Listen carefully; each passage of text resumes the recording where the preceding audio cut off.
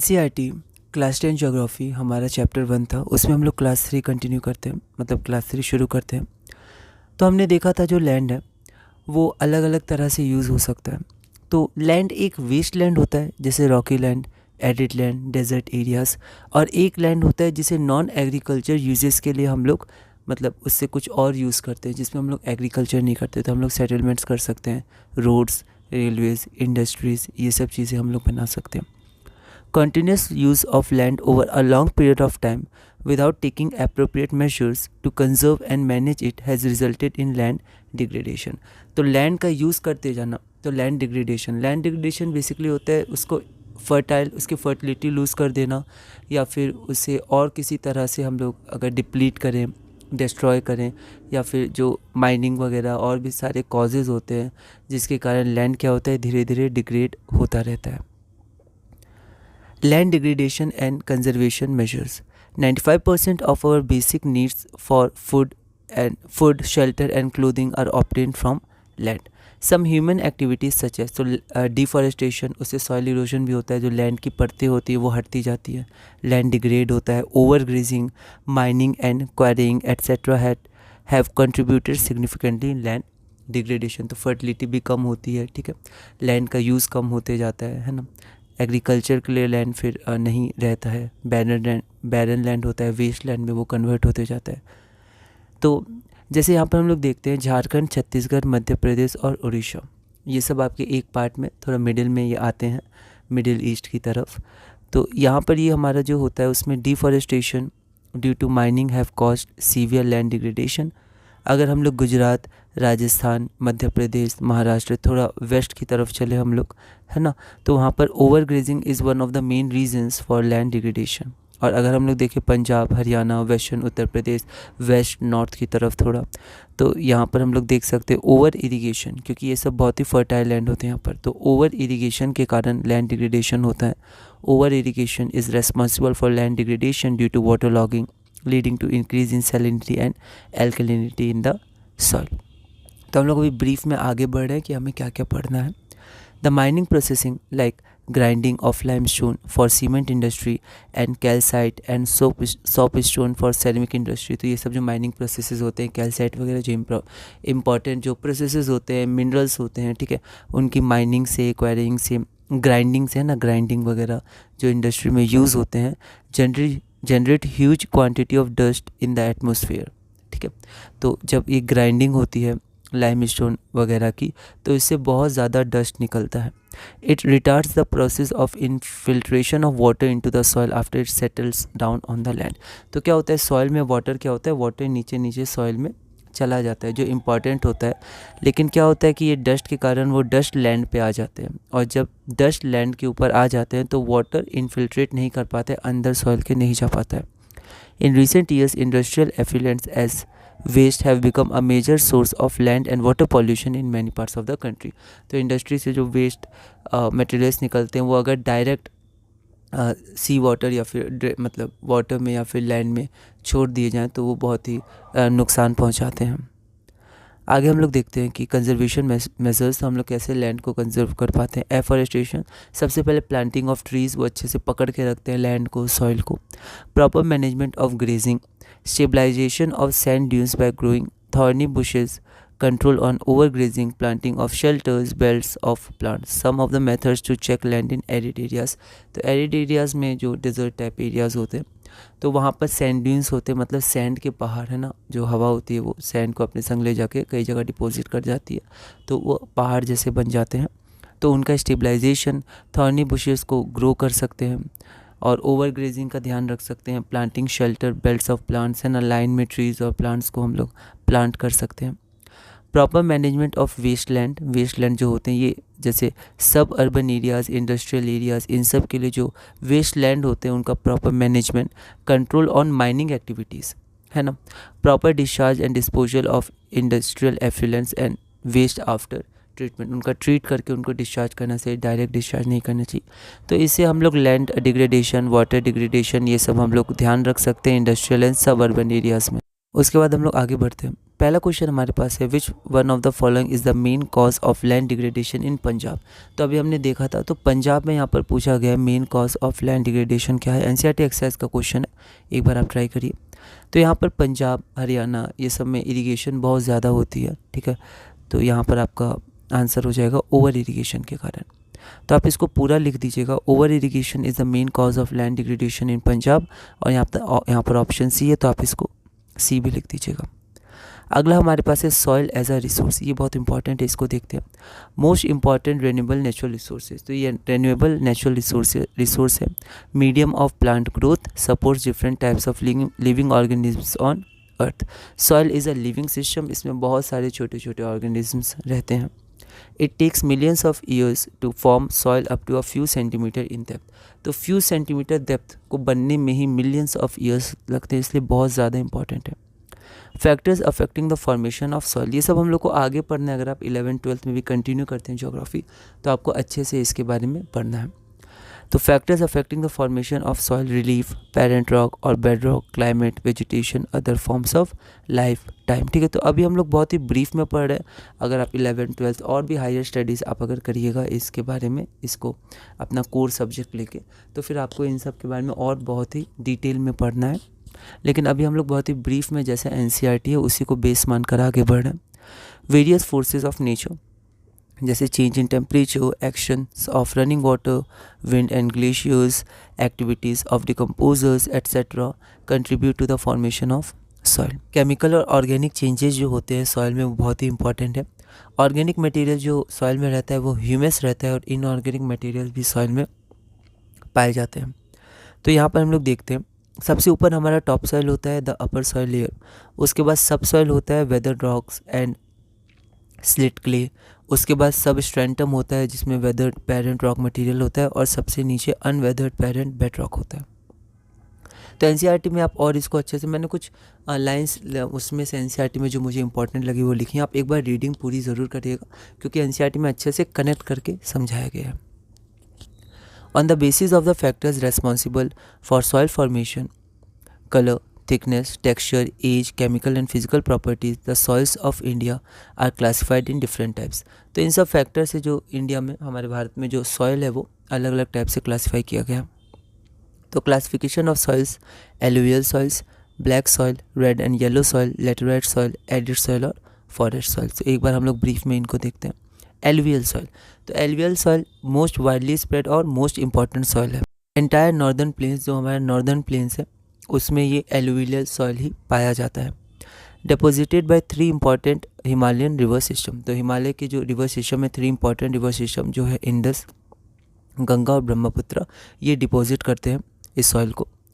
Also extend इन राजस्थान, ठीक है। तो ये थोड़ा बहुत राजस्थान में, मतलब ये राजस्थान की तरफ भी फैला हुआ है, और गुजरात की तरफ भी थ्रू अ नैरो कॉरिडोर, ठीक है। वैसे एंटायर वो नर्दर्न प्लेन्स में, लेकिन कुछ ये पार्ट आपका, मतलब एलुवियल सॉइल राजस्थान और गुजरात में भी पाया जाता है। फिर आपको ये पाया जाता है ईस्टर्न कोस्टल प्लेन्स में, जैसे deltas of the Mahanadi, the Godavari, the Krishna और द कावेरी, ठीक है। ये सब जो नदियाँ हैं उसमें जो डेल्टाज हैं, इन नदियों के डेल्टाज में भी ये पाया जाता है। एलुवियल सॉइल की कुछ प्रॉपर्टीज़ भी हम लोग देख लेते हैं। जैसे एलुवियल सॉइल में डिफरेंट प्रोपोर्शंस मिलता है आपका, सैंड का, सिल्ट का, क्ले का, और जो साइज़ ऑफ पार्टिकल्स होते हैं वो भी वेरी करते हैं। तो as we move inlands towards the river valleys, मतलब इनलैंड्स मतलब जब हम लोग अंदर की तरफ आते हैं तो soil particles appear somewhat bigger in size, तो सॉइल पार्टिकल्स का साइज़ बिगर हो जाता है। In the upper reaches of the river valley, मतलब जो रिवर वैली होता है उसके ऊपर की तरफ, that is near the place of the break of the slope, the soils are coarse. Coarse मतलब क्या होते हैं, थोड़े लार्ज साइज़ के होते हैं एज़ कम्पेयर्ड टू बहुत ही फाइन साइज़ के नहीं, लार्ज साइज़ के होते हैं, ठीक है। तो ब्रीफ में आप एक बार इसको देख सकते हैं। Such soils are more common in the piedmont plains such as Duars, Chos and Terai, ठीक है। तो ये द्वार्स, चॉस और तेराई क्या होते हैं, हिमालय जो है उसके फुट हिल्स में, ठीक है, उसमें ये जो फुट हिल्स होते हैं वो ये कहलाते हैं द्वार्स, चॉस और तेराई। तो वहाँ पर ये पाए जाते हैं। तो पिडमॉन्ट प्लेन्स, जैसे अगर ये माउंटेन है तो ये जो लो लैंग एरिया होता है इसे हम पिडमॉन्ट प्लेन्स कहते हैं। तो हिमालय के जो फुटिल्स होते हैं, लो लैंग एरियाज़ होते हैं, जो है द्वार्स, चॉस और तेराई, वहाँ पर ये पाए जाते हैं। तो पिडमॉन्ट प्लेन क्या होता है, तो piedmont low lying area of land that lies at the foot of the mountain range, जो यहाँ पर हिमालयाज हैं इनके लिए। According to the age of alluvial soil, तो वो एक आपका बंगर होता है और खादर होता है। तो ये ओल्ड एलुवियल सॉइल होता है और ये न्यू एलुवियल सॉइल होता है। तो ये जो हमारा होता है ओल्ड एलुवियल सॉइल, इसमें हाई कंसंट्रेशन ऑफ कंकड़ होता है, nodules, then the khadar, more fine particles and more fertile than the bhangar. तो ये क्या होता है, ये ज़्यादा ओल्ड एलुवियल सॉइल आपका क्या होता है, ज़्यादा फर्टाइल होता है। तो ये कुछ बेसिक बातें मैंने ऐसे लिख दी हैं। फिर एलुवियल सॉइल में किसकी मात्रा ज़्यादा होती है, तो पोटैश की, फॉस्फोरिक एसिड जो H3PO4 होता है, लाइम जो CO कैल्शियम ऑक्साइड भी कहते हैं। तो जो एल्यूमिनियम सॉइल में इनकी मात्रा ज़्यादा होती है और ये सूटेबल होते हैं किसके ग्रोथ के लिए, sugar cane, paddy, wheat, cereal and pulse crops. Now due to high fertility of alluvial soil, तो it is intensively cultivated and densely populated. मतलब जिस एरिया में मतलब एलुवियल सॉइल होता है वो बहुत ही ज़्यादा फर्टाइल लैंड होता है, तो वहाँ पर एग्रीकल्चर होता है और वहाँ पर हाईली कल्टिवेटेड लैंड्स होते हैं, बहुत ज़्यादा कल्टिवेशन होता है और इसलिए वहाँ पर डेंसली मतलब पॉपुलेशन बहुत ज़्यादा होता है, डेंसली पॉपुलेटेड एरियाज़ होते हैं। फिर हम लोग अब अगला सॉइल देखते हैं, ब्लैक सॉइल। तो ये ब्लैक इन कलर होता है। It is also known as regur soil. तो इसे रेगुर या रेगर सॉइल भी कहते हैं। एक बार आप प्रोनाउंसिएशन देख लीजिएगा इसका। It is ideal for cotton. तो कॉटन इसमें खूब उगाया जाता है, तो इसलिए इसे ब्लैक कॉटन सॉइल भी कहा जाता है। डेक्कन ट्रैप जो होता है basalt region, spread over north west Deccan plateau and is made up of lava flows. ठीक है, तो ये जो सॉइल होता है वो लावा फ्लोज के कारण बनता है और ये जो डेक्कन ट्रैप होता है उसमें बहुत फैला हुआ है बेसाल्ट रीजन में। प्लेटोज ऑफ, तो कहाँ कहाँ है ये, तो Plato's of Maharashtra, Saurashtra, Malwa, MP, Chhattisgarh and extend in the south east direction along the Godavari and the Krishna valleys. It is made up of clay material that is extremely fine, and जो clay material होता है it is well known for their capacity to hold moisture को अच्छी तरह hold करते हैं। It is rich, मतलब black soil is rich in soil nutrients that like calcium carbonate, CaCO3, magnesium, potash, lime. Generally poor in phosphoric contents, इसमें phosphoric contents generally नहीं पाया जाता है। It develop deep cracks during hot weather which helps in the proper aeration of the soil. तो proper air मिल पाए इसलिए ये क्रैक्स को डेवलप करते हैं। स्टिकी व्हेन वेट, ठीक है, तो जब ये बहुत अच्छे से मॉइस्चर को होल्ड करते हैं, तो जब ये वेट होते हैं तो बहुत ही स्टिकी होते हैं। तो क्या करता है, टिलिंग किया जाता है। It is tilled immediately after the first shower और during the pre monsoon period. पहले इनको अच्छे से टिलिंग मतलब टिल किया जाता है। और कब किया जाता है, immediately after the first shower और during the pre monsoon period, है ना। तो मैंने कुछ बेसिक चीज़ें लिखी, आप इसको बिल्कुल मॉडिफाई कर सकते हैं, आपको जो ठीक लगे आप लिख सकते हैं, आप इसमें हटा सकते हैं, बदलाव कर सकते हैं, ठीक है। आगे बढ़ते हैं, हमारा अगला है red and yellow soil. It develops on crystalline igneous rocks in areas of low rainfall in the eastern and the southern parts of the Deccan plateau. तो ये सब कैसे फॉर्म करते हैं, जैसे लावा फ्लो के कारण या फिर deposition by the river system या फिर क्रिस्टलाइन इग्नियस रॉक्स, ये सब, ठीक है। तो ये सब को आपको कनेक्ट करके स्टडी करनी है, पर वो हायर क्लासेस में, अगर आप इसमें कोर में जाते हैं या फिर आप इसको चुनते हैं इस विषय को, है ना। तो it develops on crystalline igneous rocks in areas of low rainfall in the eastern and southern part of Deccan plateau. कहाँ कहाँ पाए जाते हैं ये सब इंपॉर्टेंट है। Odisha, Chhattisgarh, southern parts of the middle Ganga plain and along the piedmont zone of the western Ghats. It develops a reddish color due to the diffusion of iron in crystalline and metamorphic rocks, and it looks yellow when it occurs in a hydrated form. अगला हम लोग देखते हैं इसमें laterite soil. तो laterite soil में जो letter होता है उसका मतलब होता है ब्रिक, है ना, उसका मतलब हमारा ब्रिक होता है। It develops under tropical and sub tropical climate with alternate wet and dry season. तो ट्रॉपिकल और सब ट्रॉपिकल क्लाइमेट में ये डेवलप होता है। It is a result of intense leaching due to heavy rain. तो leaching क्या होता है, loss of water soluble plant nutrients from the soil as a result of rain और इरीगेशन। तो क्या होता है, जो वाटर सॉल्युबल न्यूट्रिएंट्स होते हैं वो पानी के संग घुल मिल के बह जाते हैं, तो इसको लीचिंग कहते हैं। ये एसिडिक होता है, pH <7 होता है एसिडिक, और यहाँ <6 होता है। It is generally deficient in plant nutrients, क्योंकि लीचिंग के कारण बनता है और लीचिंग में जो ज़्यादातर वाटर सॉल्युबल न्यूट्रिएंट्स होते हैं वो बह जाते हैं। Mostly deep to very deep, तो ये डीप होता है। अगला, it is generally deficient in plant nutrients and occur mostly in, कहाँ ये मोस्टली अकर करता है, southern states, western Ghats regions of Maharashtra, Odisha, some parts of West Bengal and Northeast regions.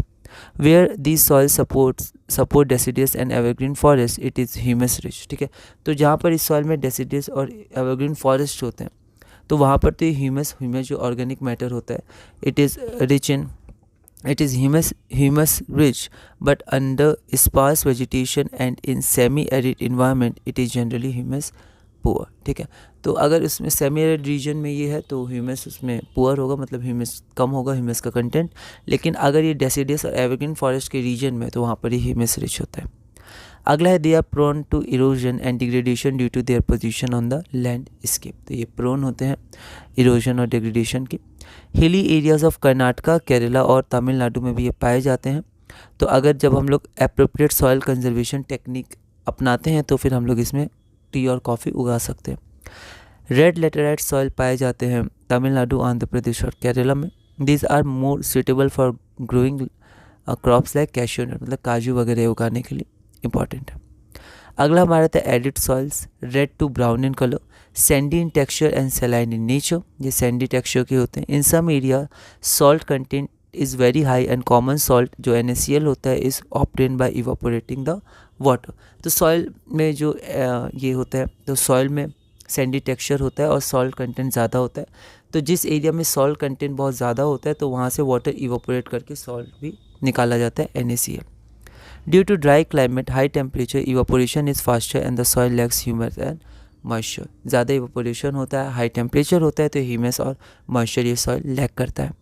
Lower Horizons of the soil, तो जो lower Horizons होते हैं उसमें कंकर होता है because of the increasing calcium content downwards. तो नीचे की तरफ कैल्शियम कंटेंट इंक्रीज होता है. द कंकर layer formations in the bottom Horizons restrict the infiltration of water. तो वाटर और नीचे नहीं जा पाता है इस कंकर लेयर के कारण.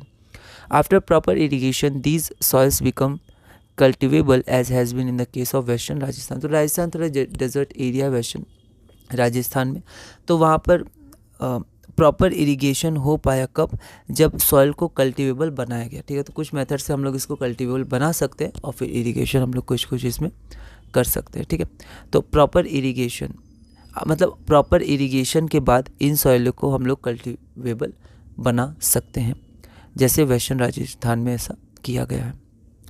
तो अगला हमारा है फॉरेस्ट सॉइल्स. तो hilly and mountainous areas where sufficient rain forest are available.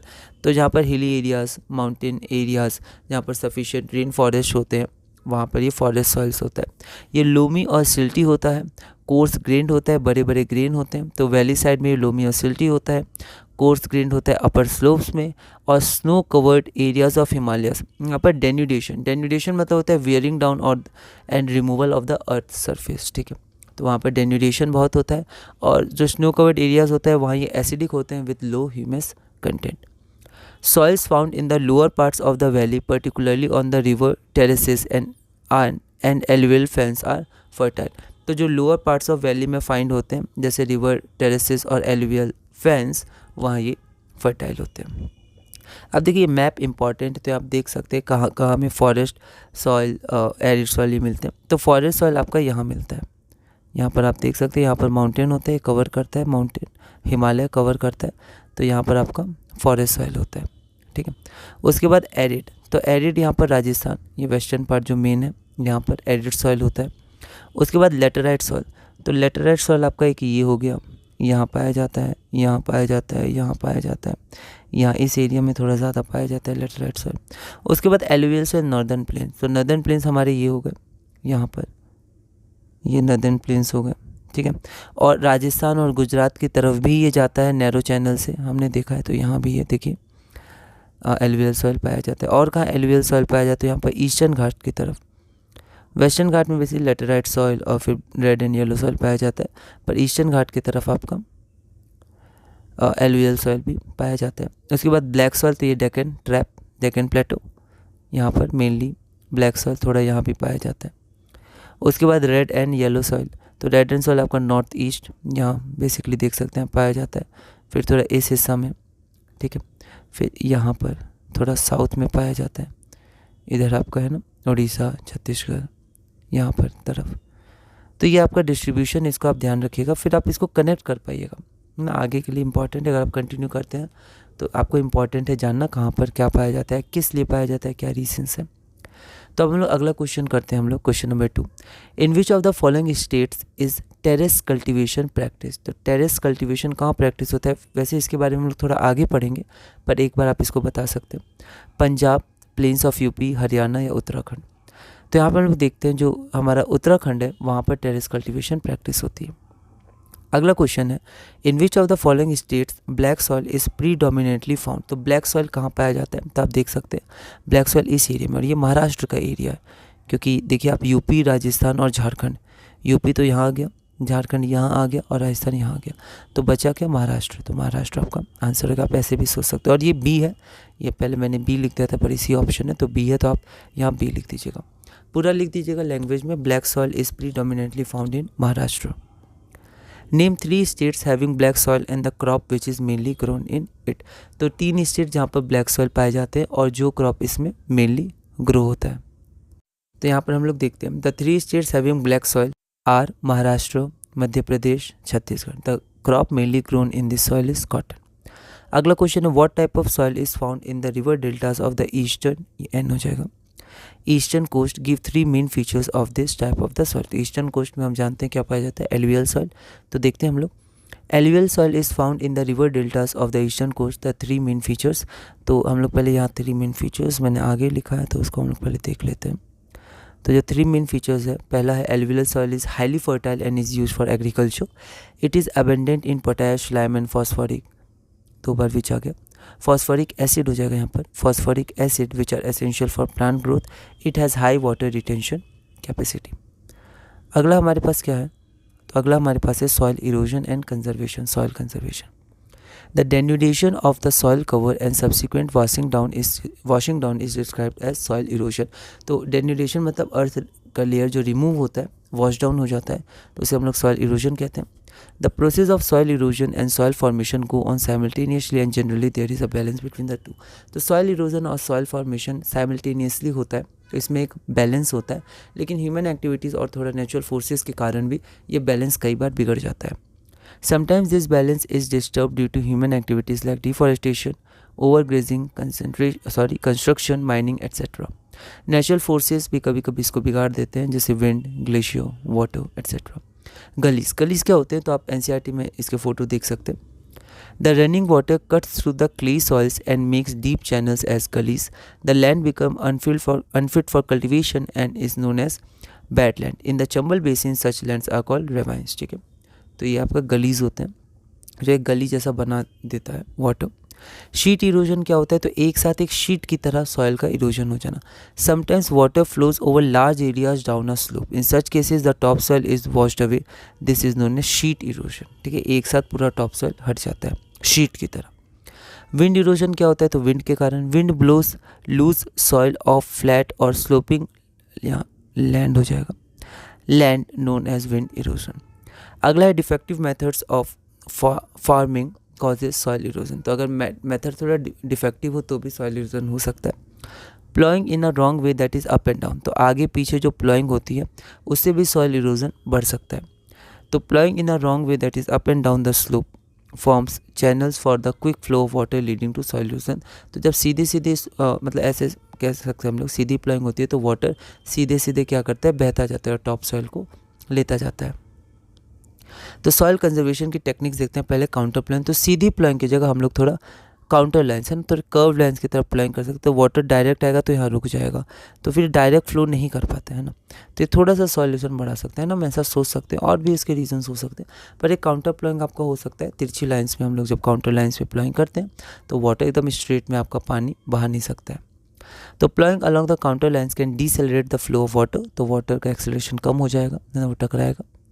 Decelerate the flow of water down the slopes. This is called counter plowing. अगला है टेरेस कल्टीवेशन, जो एक बार क्वेश्चन आया था पहले। तो steps can be cut out on the slopes making terraces. Terrace cultivation restrict soil erosion. Western and central Himalayas have well developed terrace farming, है ना, तो उत्तराखंड की तरफ। अगला है हमारा जो ऑप्शन में उत्तराखंड था वहाँ पर वो सही होगा, और भी जगह होती। Strip cropping. तो स्ट्रिप क्रॉपिंग क्या होता है, large fields can be divided into strips. Strips of grasses are left to grow between the crops. This breaks up the force of wind. तो फोर्स ऑफ विंड को break करने के लिए crops के बीच में स्ट्रिप्स ऑफ ग्रासेस लगा दी जाती है। This method is known as strip cropping. अगला है शेल्टर बेल्ट। तो शेल्टर बेल्ट मतलब ट्रीज़ को प्लांट करना एक लाइन में। Planting lines of trees to create shelter also helps to restrict soil erosion. अच्छे से ट्रीज़ की रूट्स बाइंड करती है सॉइल को। Rows of such trees are called shelter belts. These shelter belts have contributed significantly to the stabilization of sand dunes and in stabilizing the desert in western India. तो अब हम लोग अगला question सब कुछ देख लेते हैं। What steps can be taken to control soil erosion in hilly areas? एक बार आप ट्राई करिए, NCERT एक्सरसाइज है। तो उसमें जैसे कुछ वर्ड्स भी है, 30 वर्ड्स या 120 वर्ड्स, तो वो मैंने नहीं लिखा है, आप अपने हिसाब से इसको बढ़ा या फिर कम कर सकते हैं। The steps that can be taken to control soil erosion in the hilly areas are: पहला है terrace farming. Creating steps on the slope helps to slow down the flow of water and thus reduce erosion.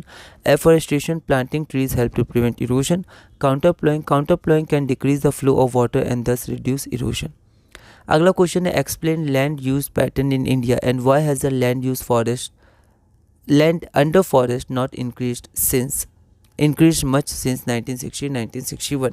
NCERT exercise का question है, एक बार इसको हम लोग देख लेते हैं लैंग्वेज में। Land in India is use for many purposes. About 45% of the land comes under net zone area. तो जो पाई चार्ट दिया हुआ है आप उसके हिसाब से देख सकते हैं। About 45% of the land comes under net zone area. About 20 to 22% land is under forest cover.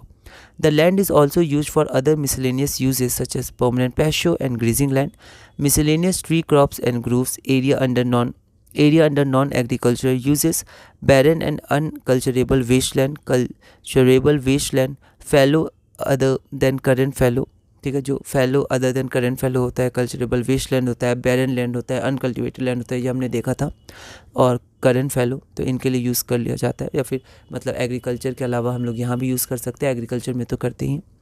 The land under forest has not increased much since 1960 to 61 due to several reasons. पहला है population growth and resource demand. Population growth हुआ, resource का demand हुआ, तो फिर forest का हमें use करना पड़ा। Urbanization and industrialization, deforestation for industries, cities, roads, agriculture expansion, तो हमें forest को थोड़ा सा हटाना पड़ा ताकि हम लोग industries, forest, roads, settlements ये सब बना पाए। लैंड डिग्रेडेशन, कुछ लैंड डिग्रेडेशन के कारण भी human activities like mining and enquiring, तो ये सब भी लैंड डिग्रेडेशन को, जो एक बहुत इंपॉर्टेंट रिसोर्स है, उसको कम किया। अगला हमारे पास क्वेश्चन है how have technical and economic development led to more consumption of resources. तो जो टेक्निकल और इकोनॉमिकल डेवलपमेंट हुआ है तो उससे कंजम्पशन ऑफ रिसोर्स कैसे बढ़ गया। NCERT एक्सरसाइज का क्वेश्चन है, देखते हैं हम लोग इसको लैंग्वेज में। Technical and economic development led to more consumption of resources, कैसे देखते हैं।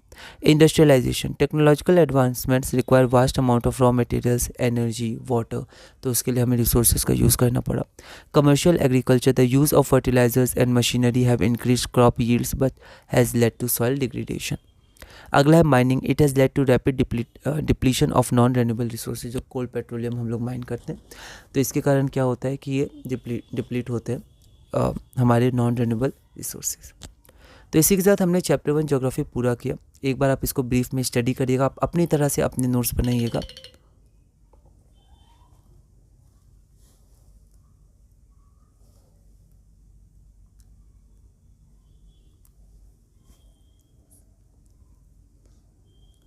रेडी। तो इसी के साथ हमने चैप्टर 1 ज्योग्राफी का क्लास 10 का पूरा किया। आप अपनी तरह से नोट्स बनाइएगा। मैंने बहुत नोट्स इसमें कुछ लिए हैं, आप इनको बहुत ब्रीफ कर सकते हैं। आप एग्ज़ाम के क्वेश्चन के हिसाब से बिल्कुल नोट्स बना सकते हैं जैसा आपको सही लगे। तो इस वीडियो में हमने चैप्टर नंबर 1 पूरा किया। ब्रीफ में हमने क्वेश्चंस भी देख लिए, थोड़ा बहुत टॉपिक्स भी देख लिया क्या क्या पढ़ना है। फिर हम लोग अगली वीडियो से ज्योग्राफी के और भी चैप्टर्स इसी तरह धीरे धीरे कंप्लीट करेंगे और अपनी NCERT क्लास 10 ज्योग्राफी में आगे बढ़ेंगे।